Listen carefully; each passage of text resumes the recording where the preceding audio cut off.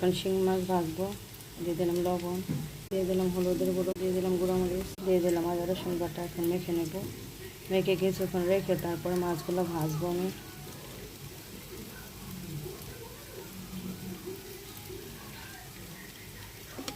মাখানো হয়ে গেছে, এখন একটু পরে ভেজে নেব। গরম হয়ে গেছে, ভেজে নেব।